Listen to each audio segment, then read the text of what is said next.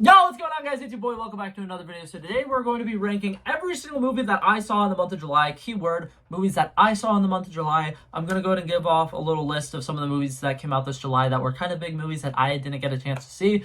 And I'm also going to go ahead and give a disclaimer. I am a pansy. I do not like going to see horror movies in theaters. So some of the movies like Talk to Me, I have not seen. Insidious, The Red Door, I have not seen. I think the Boogeyman movie might have been a movie that came out in July. I could be wrong. That might have been the end of June. Either way, those horror movies that are currently still in theaters and only in theaters, I have not seen.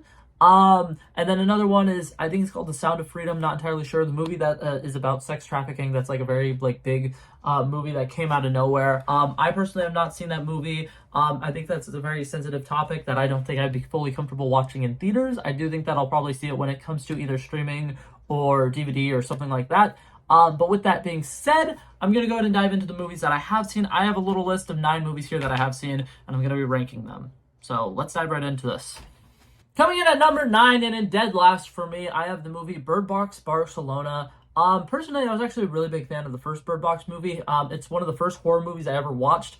And I really liked the concept of it. I thought it was really fun, a really cool idea. I think that the way that they played everything out in the first movie works really well. So when I heard that they were making a second one, I was like, okay, that's pretty cool. And I watched the second one, and I think everything that the first movie does well, they kind of abandoned in this movie. They have a couple of really cool set pieces, and I think that the whole location of this movie is really cool and beautiful, but they really miss out on all of the character aspects. The main character who we're following is somebody who is called a seer, and he can like open his eyes outside and not really be affected. And he's like some religious character that's really interesting, and it's introduced that he has a daughter, but she's actually dead, and it's just this entity talking to him through his dead daughter. And there's some cool concepts in here, but I really don't think that it worked as well as the first movie, in my opinion, did. They introduce a couple different groups of people that he basically immediately kills because he thinks that him killing them is actually saving them, and he thinks that the entity is actually like God, and he is like a descendant of God, and he's an angel doing his bidding for him. And I think it's an interesting concept, but like I said, he joins multiple groups, basically kills them immediately. At the end, there's finally 2 girls who kind of remind him of his wife and his daughter, and then he sacrifices himself to save their lives.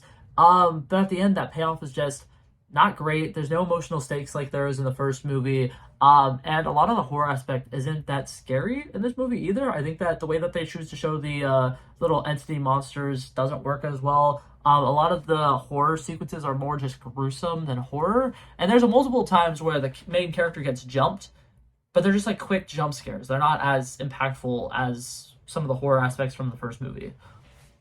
Coming in at number 8, we have a movie that I guarantee you probably have not seen on anybody else's list for the movies that came out in the month of July. I decided one of the last Disney Channel original movies that I'm going to start watching the Disney Channel original movies again because I like feeling young again, and some of them recently have actually surprised me. This one, however, was pretty dog shit. It is exactly what you would expect from a little kid's TV show channel that makes a movie.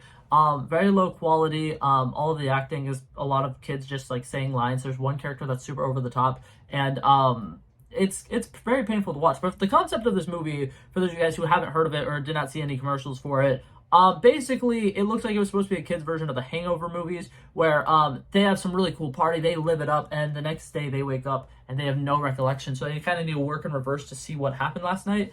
And in this movie, they don't really do any of that. They don't really do anything to try to figure out what happened the night before. They go on a whole different adventure, and then when they finally resolve what happened the night before, it's literally in the end credits. So they don't actually like ever get to figuring out what happened the night before, and I kind of hate that. But that being said, the movie's not for me, and I fully understand that, but a lot of the humor is just not great. Coming in at number 7, we have The Outlaws. I thought that this movie was pretty good. I liked a lot of the comedy of it, but my main complaint about this movie is that Adam Devine's character is a loser, and it's very obvious that he's a loser. The dialogue does a good job of writing him to be somebody who's not a very cool person, and yet they still feel the need to, during the first act, have so many people just pick on him and ridicule him and call him a loser, and they have his parents be over-the-top losers, and they have people like talking about how, oh my god, I can't believe that you actually have a girlfriend. And it is one of my least favorite tropes in movies where the people writing the movies can't just show us that the main character is a loser. They have to like hand draw it out to us. And that's just the first act. After that, everything gets a lot better. A lot of the humor doesn't land as well as I think it could have, but there's still a lot to like about it. I think that by the end of the movie, Adam Devine really becomes the Adam Devine comedic timing that you really like, and Pierce Brosnan in this is fantastic. But overall, a lot of this was just really slow, and then there was just a lot of really weird choices once it finally got going. I don't think it was bad by any means, but I definitely think it was very mid. Alrighty, coming in at number 6, this is the year of biopics, and today we got the Beanie Bubble. I think that this one is right on par with the Flaming Hot movie, where it's not really anything super duper interesting. It's not something that's going to change your life, but it's a fun thing to throw on. And I personally am a big history nerd, so I will go ahead and say this. This might be higher on my list because I'm always fascinated in the history of random things like this. But I think that it was a fun little story. It was very empowering for a bunch of women. They showed a bunch of really powerful female characters who were secretly actually some of the biggest parts of creating Beanie Babies. And I like the way that they show how back then they were able to use the internet in ways that nobody's ever thought to use the internet. And it shows this young prodigy is basically behind everything. And the way that they showed Ty, the guy who the TY brand is named after, really be a dick, and how he's really childish and out of control was great. And what's her name? Elizabeth Banks is in this, and she is absolutely fantastic. She is an amazing actress, and I love literally everything that she's in. She is so entertaining in this, and I love it every time she's on. One of my biggest complaints though with this movie is they set up an A plot, a B plot, and a C plot. And I was expecting for movies like this, what will happen is those 3 plots will come together, and then there will be about another 20 minutes of stuff where those plots all come together and everything starts to work out. And instead, once those 3 plots come together, that's it. That's the end of the movie. And I was really thrown off by that. I feel like the pacing of this movie wasn't as good as it could have been. But that being said, I still think it's a fun thing to throw on if you have nothing else to do. And I think that it's definitely entertaining, for sure. Coming in at number 5, we have They Cloned Tyrone. This was a Netflix original movie. I thought this one was really good. Starting here on the list, all these movies kind of skyrocket upwards. July was a really good month for movies. I'm not gonna lie.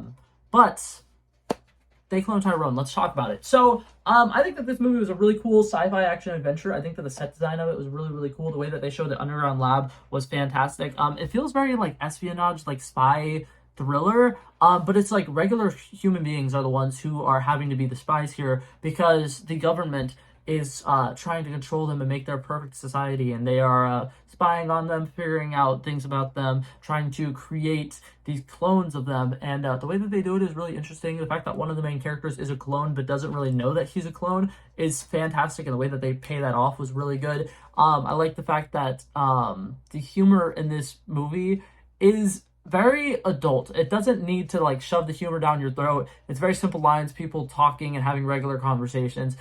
People have funny things to say sometimes, and the way that they do that in this movie is fantastic. I laughed a lot in this movie. The action sequences in it were great, and like I said, this was a really cool sci-fi thriller, and I think that the set design and cinematography of it was fantastic.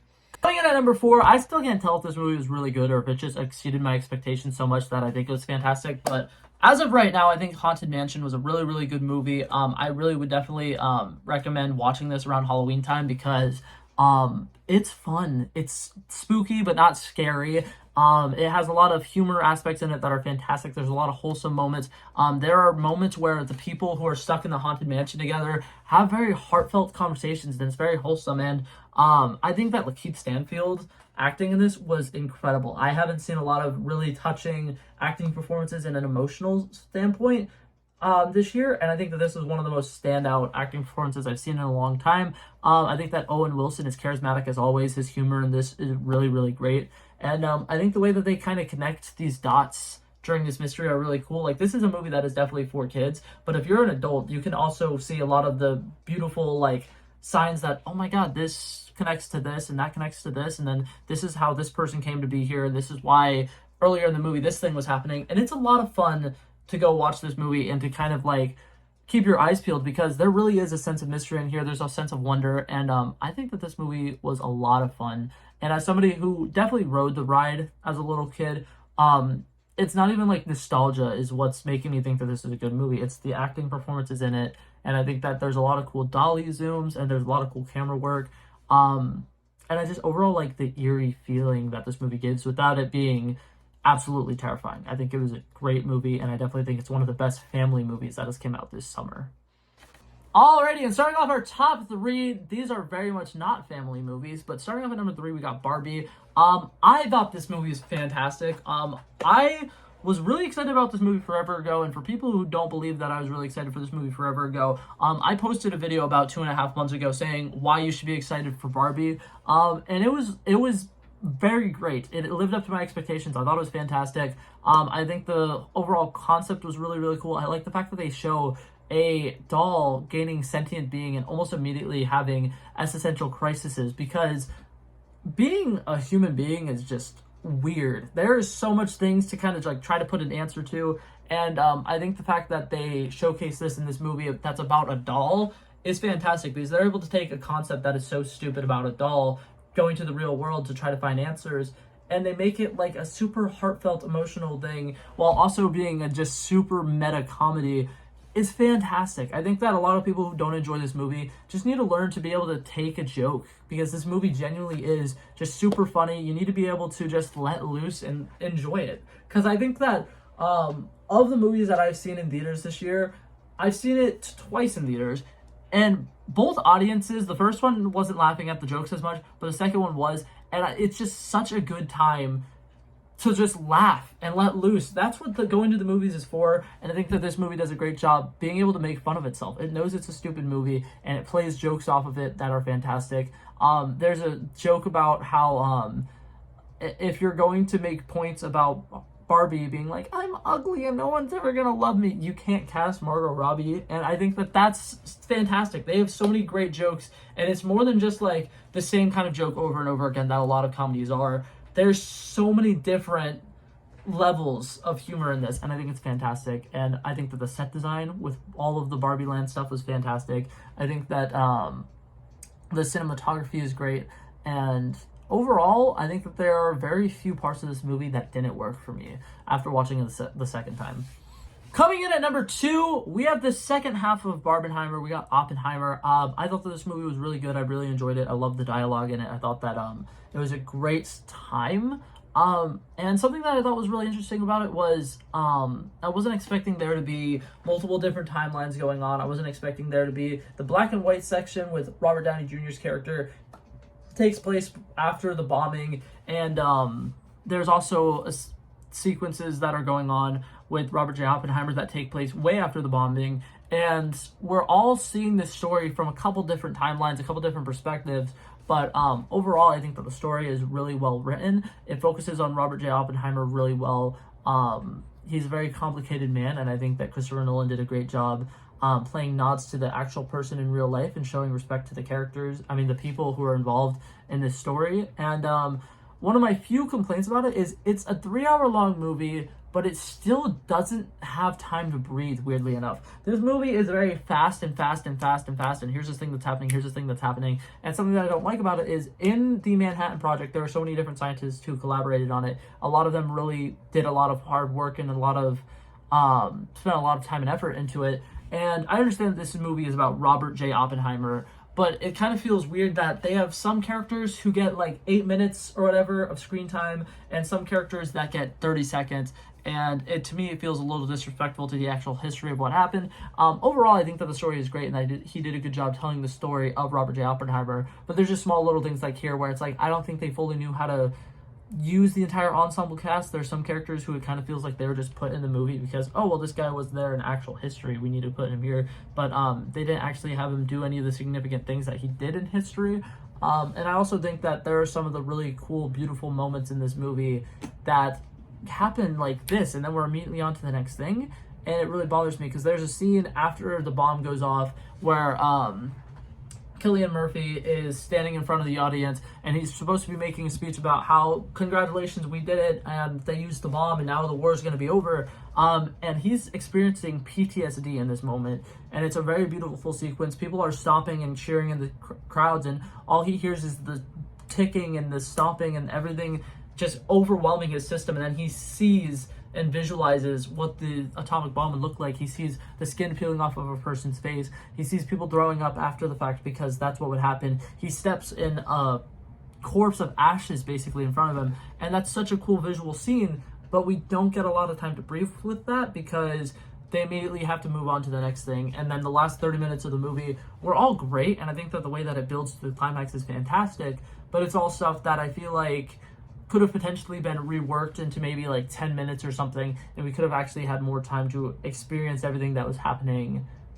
during the time of the atomic bomb. That being said, I think it's a brilliant movie. I absolutely loved it, and one of my only problems with it is that you kind of need to watch it twice to understand what's happening in a lot of the sequences, because they're saying all these different names and stuff like that, but you don't really have time to meet the characters and fully know their names. So it wasn't until watching it the second time that I fully understood what was going on. And I feel like for a movie of this scale, it definitely had time for us to fully understand what was going on without having to rewatch it. But with that being said, coming in at number 1, we have the other major blockbuster that came out this month, one that's kind of suffering because of Barbenheimer. But Mission Impossible Dead Reckoning Part 1, I thought that this movie was an incredible movie. I think that this movie is another movie where it's like, Oppenheimer is 3 hours long. This movie was 2 hours and 45 minutes long. It's another relatively long movie. But I think that the reason I had to put this over Oppenheimer is it uses its runtime a lot better. There's a lot of really great character moments. Ethan Hunt gets to interact with everybody in this movie. Very well done. There's ensemble cast, and each character really gets their moment. There's Benji, who I think is a blast in this movie. I think that Haley Atwell's character Grace gets introduced, and she is also a whole lot of fun. I think that the fact that she's arguably on the same level as Tom Cruise in this movie is fantastic. Tom Cruise is such a big actor, and he's such a name in Hollywood. He is like the guy, and Haley Atwell is somebody who can match his energy, and she's somebody who can steal the show and take scenes away from him, which is fantastic. The stunt scenes in this movie are fantastic. The scenery in this is great. I love the entity villain. I think that it's a really cool concept, and I like the fact that it's very real to modern day because AI and deepfakes are starting to take over the world. And I think that overall, everything that they are doing with this movie is a whole lot of fun, and overall, just a thrill ride. From the start to the end, it is just nonstop action, nonstop comedy, nonstop really cute moments between characters where you can tell they really love each other. And I think that it just overall works better. And I think that everything flows together really, really nicely. Everything is enjoyable, from the action sequences to the comedy sequences in between, while Haley Atwell and Tom Cruise are handcuffed together in a car, and they're just kind of awkwardly like, I'm not gonna drive, you drive. And then they're just like awkwardly switching around. Like, stuff like that is so much fun. And this was really a great blockbuster movie. Definitely a movie that should be seen in theaters. And it was a really good movie. I really enjoyed it. But that being said, that was my ranking. You guys could have different rankings. You guys probably have seen different movies than me as well, because there are a lot of movies that came out in the month of July that I definitely missed. So with that being said, if you guys have your rankings of all the movies and you guys want to put them down below, I would love to chit chat with you guys about this, and I love having little discussions. But that being said, that was it for this video, guys. Hopefully you guys enjoyed it, and I will hopefully see you guys in the next one. Peace out. Bow, bow, bow. He wanted me to drop a verse, I did this. He planned a day, and then we did this. Wanna be in love with the girls with the kisses. Don't give a damn, I'll written this. I like this when I run the distance. I run a 5K, you go ballistics. I wanna live within the business. Buy more than what's on the clearances. You're getting big cause I know you're a physicist. I wanna deny this shit, I'm unlimited.